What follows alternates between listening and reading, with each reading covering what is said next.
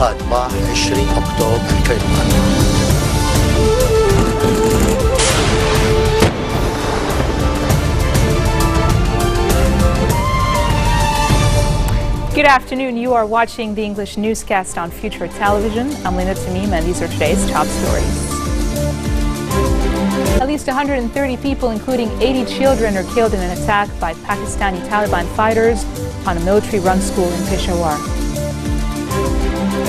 The Lebanese forces announced their withdrawal from the Electoral Law Subcommittee and called for a vote in Parliament.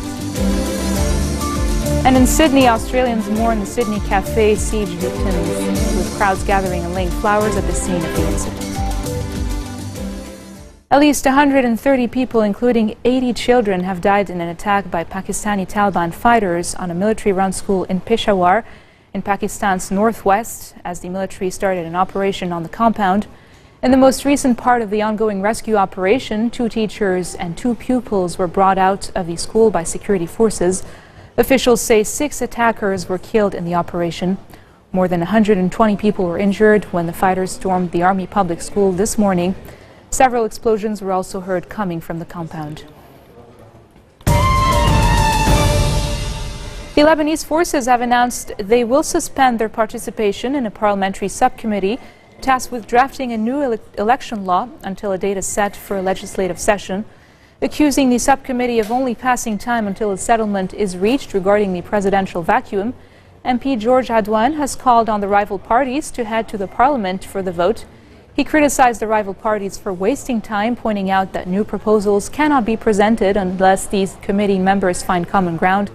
Adwan reiterated that the Lebanese forces are keen on reaching a new electoral law. The subcommittee is discussing several proposals, including the Orthodox gathering proposal, a winner-takes-it-all system dividing Lebanon into 50 districts, and the hybrid suggestion made by Speaker Nabih Berri.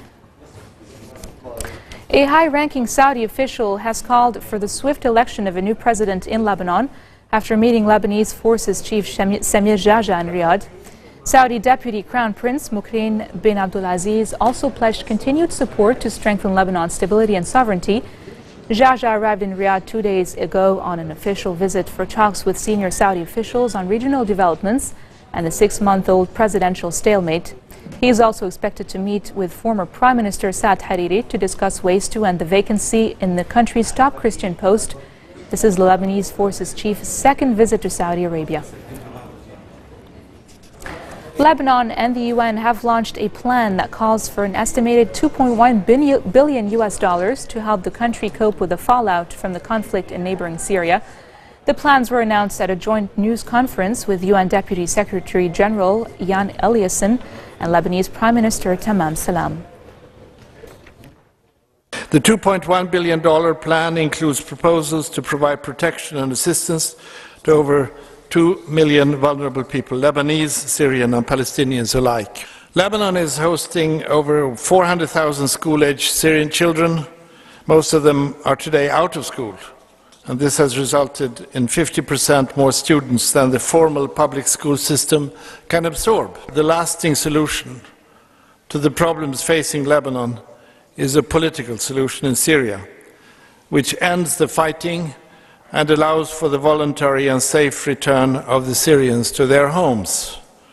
And the United Nations continues to explore every possible avenue to achieve this goal. We are grateful for the support that Lebanon gives our Special Envoy, Staffan de Mistura, and we are focusing right now our efforts on intensified contacts with regional powers who can influence the situation. And then we hope, of course, that the Security Council in the end will give a strong mandate to achieve peace more effectively than it has been the case of the past. U.S. Ambassador to Lebanon, Mr. David Hale, has lauded the country for its generous reception of Syrian refugees in light of the governmental response plan launched a day earlier. The ambassador pledged continued American support for the humanitarian challenge, as well as on the security front. Well, I just had the honor of meeting with Prime Minister Salam, and the primary topic of our discussion was yesterday's launch of the latest crisis relief plan for Lebanon. And the burden on Lebanon and on Lebanese communities hosting refugees is great. The tolerance and generosity shown by the Lebanese people toward those fleeing violence in Syria are remarkable. And the gap in unmet needs to house and feed and clothe and to attend to the needs of the refugees is still far too great. The American people have also demonstrated great generosity, with nearly $617 million in American assistance provided already in Lebanon alone to help meet those needs and those of host communities. And you can count on continued American support in the face of this humanitarian challenge, just as you can count on us and other partners on the security front. There is widespread international support for Lebanon. As Lebanon works to uphold its policy of dissociation from the conflict in Syria, international partners are giving Lebanon tangible means to do so. And rarely has there been such widespread support favoring Lebanese security and stability. And the challenges remain significant, but I have great faith and confidence that Lebanon's security services, with international support, can meet them. With such broad support, there should be no question that the Lebanese can and should elect a president, away from foreign agendas or interference. The choice of a president should be for the Lebanese alone, but it should be made urgently. And I believe that once such a choice is made, the international community will support the outcome. There is no cause or rationale for delay, and there should be no expectation of future external events that might influence the outcome one way or another. To wait is to invite instability and the further erosion of the institution of the presidency, and to proceed with electing a president will serve the interest of Lebanon and the Lebanese people. Kataeb Party leader Amin Jmail says he hopes the servicemen kidnapped from the northeastern border town of Arsal in August will be released. Following talks with Speaker Nabih Berri, Jmail said Lebanon must carry out negotiations to release the Arsal captives as soon as the conditions are available. Jmail urged cooperation with anyone who can help solving the case. Meanwhile, MP Walid Jumblat says no progress has been made in the hostage crisis, adding that he refuses to give false hopes to the families of the kidnapped servicemen. The campaign against illegal kiosks and booths in Tripoli continues, with police dismantling kiosks in the Kibbe neighborhood in the northern port this morning. A force led by the commander of Tripoli's police went through the neighborhood, removing all unlicensed booths. Tripoli's police commander Bassam Ayoubi said the police's next target would be the embattled Bab al-Tabana neighborhood. Kiosks have already been removed from Tripoli's waterfront Mina neighborhood, Jabal Mohsen, and the city's old souks.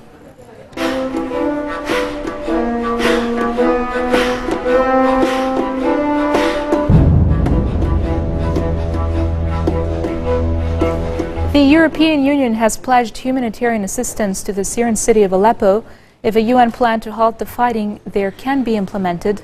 Foreign ministers of the 28 EU nations have met in Brussels and expressed full commitment to UN Special Envoy Staffan de Mistura's plan to seek localized freezes of hostility in Syria.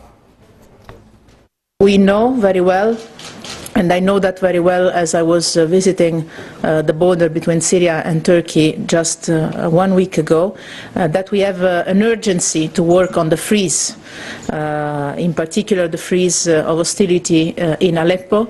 Aleppo is not only a city with a large population, it's also a city that represents an important symbol in the region and in the country, and is and could be, if we manage to work on the freeze together with Staffan de Mistura, supporting his efforts, could be also one possible way of showing that reduction of violence is possible in Syria and could even lead to a political process in the country. And when I say we decided to work on the humanitarian assistance, I also mean that if and when we manage to have a freeze of hostilities in Aleppo, the European Union has to be ready to come in with a major humanitarian support to make the life of the people in Aleppo, if the freeze comes, dramatically better than it has been so far. We have launched, you might have read it in the conclusions, or maybe you knew that already, we launched a trust fund for Syria. This is an instrument that makes it easier to use the funds, more flexible, and especially quicker, which is exactly what we need. The UN Security Council discusses the creation of a Palestinian state. That's coming up next. Stay with us.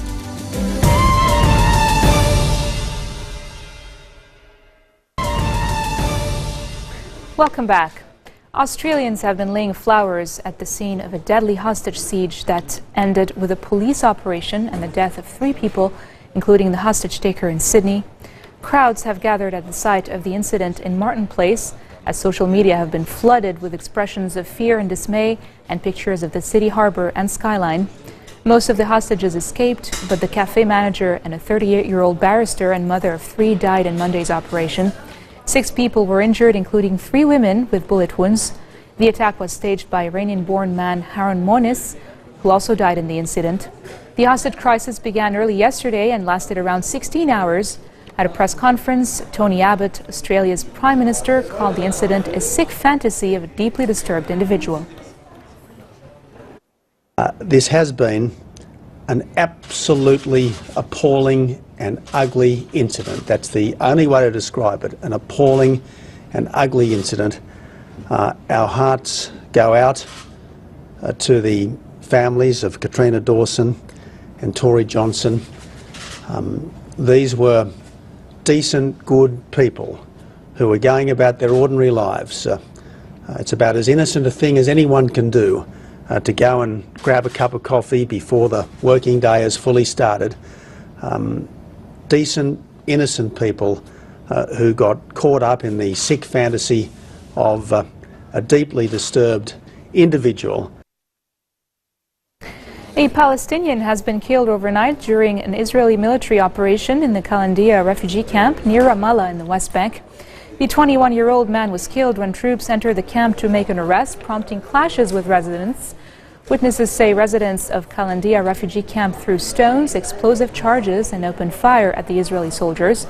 The Palestinian man killed was watching from the roof of his home when he was shot. Another Palestinian was arrested. The Israeli army confirmed the clashes and said it was investigating the incident. The UN Special Coordinator for the Middle East Peace Process, Robert Seri, says the Security Council is expecting a draft resolution setting a time frame for the creation of a Palestinian state.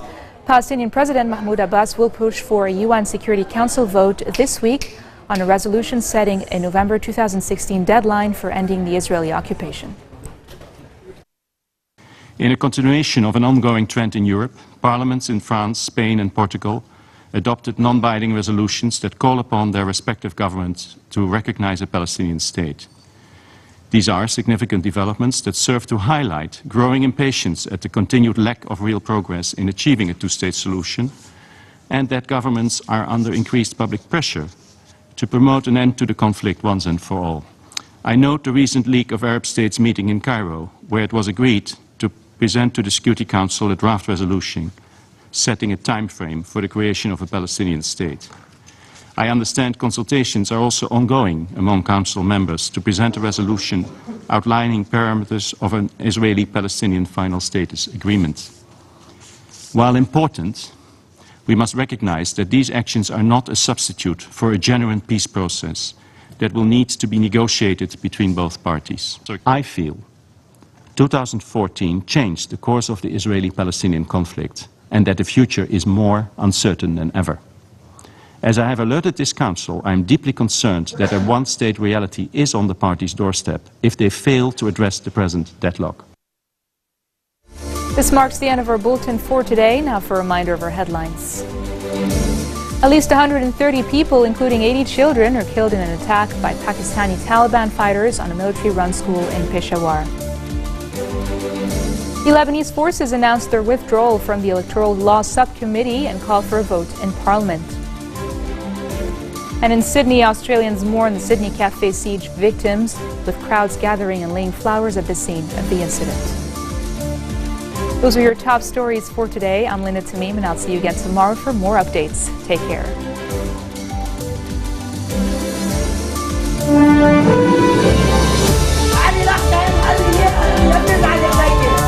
يجب أن يستقيل في الساعات القادمة 20 أكتوبر الكريم.